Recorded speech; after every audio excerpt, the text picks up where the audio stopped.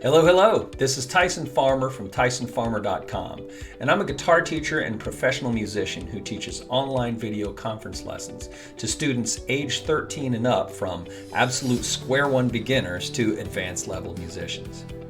This video is a quick look at what I have to offer and what to expect from my online lessons. For a look at the pros and cons of online music lessons and why you should even take music lessons in the first place, check out my video, Online versus In-Person Lessons, Pros and Cons. I started playing guitar in 1983, and I've been performing on guitar and singing professionally for over 30 years now. I have been a professional music teacher since 1992, and I stopped teaching in-person lessons and started teaching online exclusively in 2018. Here's a quick rundown of what I can provide in my online music lessons. Although electric and acoustic guitar are my primary instruments, I can play and teach other instruments as well, like ukulele, nice chord tones here with the melody on top, banjo, it's still the same forward reverse roll pattern through the harmonica, any note, bass guitar, 1, then to the 4 chord, 1, 3, 5, 1, and piano. B flat, D, F, B flat chord. I'm also a professional singer and can teach beginner to advanced singing techniques. The highest note, E, oh, that's an E. Your break's right about on E flat. I teach the music genres of pop, rock of all eras and styles, my 2 fingers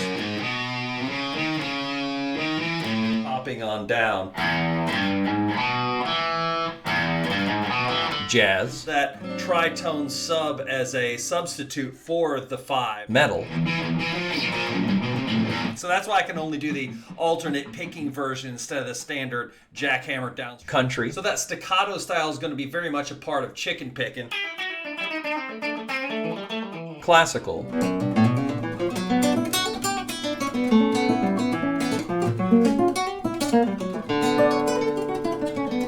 reggae and ska, Left hand there, so by the time you add the strum pattern, you've got the reggae funk, and when it comes to the classic James Brown funk sound, soul, it just works out to be a standard 1, 6, 2, 5 progression, kind of just cycling and around. pretty much any other music style that you can throw at me.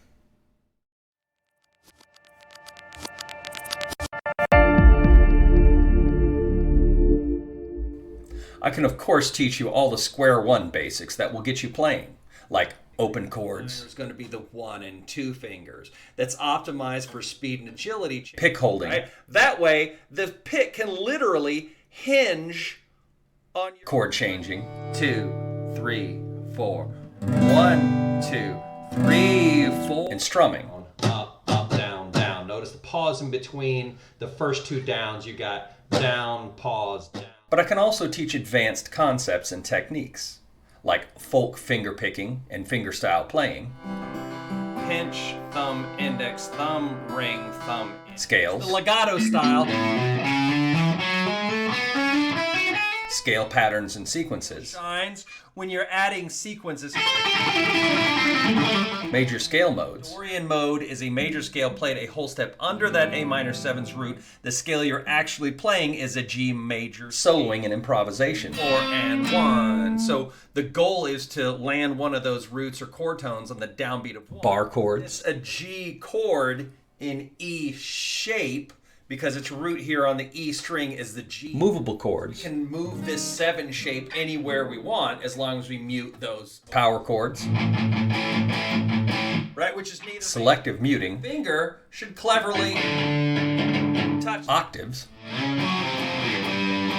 Yeah, it doesn't matter if you use your finger. and jazz chords. Commonly used, but you can do this alternate one instead if you're okay with Specialized picking methods like tremolo picking, So depending on how fast you're going, it's kind of a combination of fingers and wrist allowing you. pitch harmonics,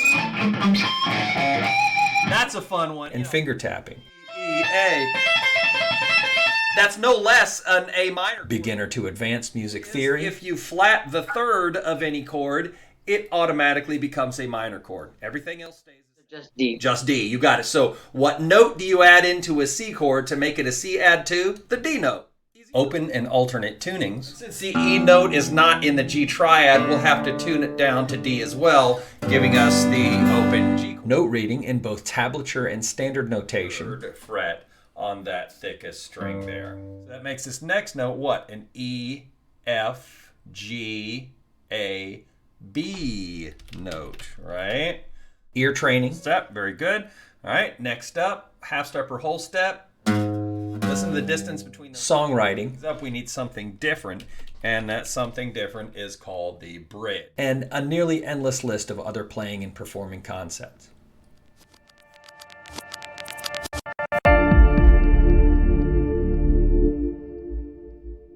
In my online lessons, I can show my students multiple camera angles of my instruments and hands, including the ability to share my desktop audio and video for practice and teaching purposes. I have an extensive archive of song tablature, standard notation, chord grids, scale diagrams, and music theory reference charts that I use during any lesson. And I can custom create any other song charts or lesson documentation you need during the lesson and email those to you at the end of every lesson. So you don't really need to purchase any lesson materials to prepare for them. In other words, we will continuously create your own customized lesson book together as you progress in the lessons. I'm always adding to a robust suite of YouTube practice videos that you can use on your own to guide you through a wide variety of different practice topics and skill building exercises between lessons to make practicing by yourself easier. If you want, I can even video record any lessons and send you a link to the download at the end of the lesson so you can review it or use it anytime you want for your own personal guided practice sessions.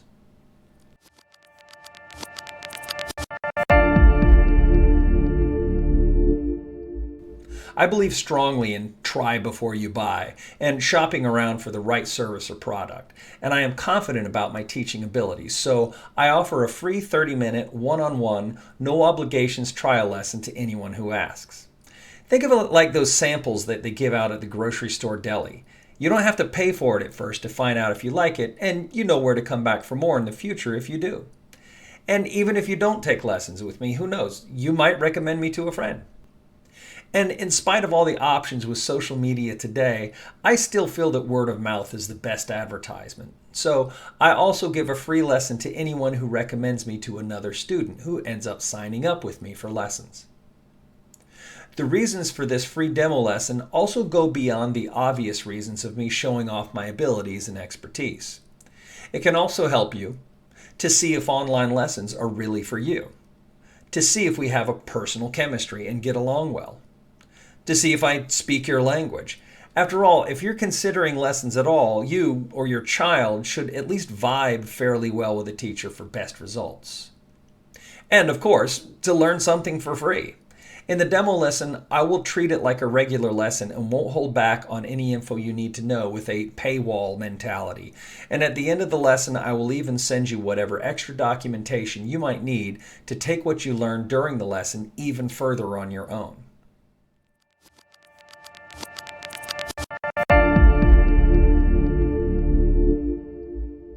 So that's a basic overview of what I can offer as an online music teacher.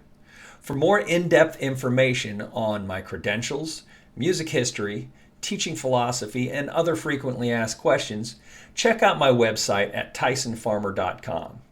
Also, check out my YouTube channel at youtube.com/@TysonFarmerMusic to watch my lesson and concept videos and to get an idea of what my teaching style is like. I'm always adding to my video channel when I can, so check in often to see what's new.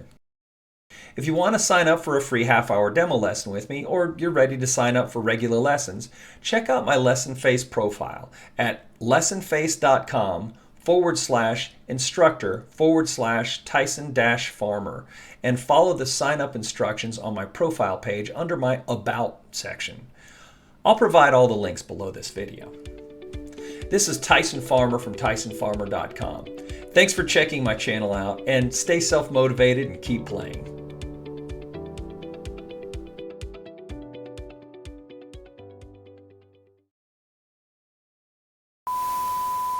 But when you do this, you don't even necessarily have to come up with good ideas.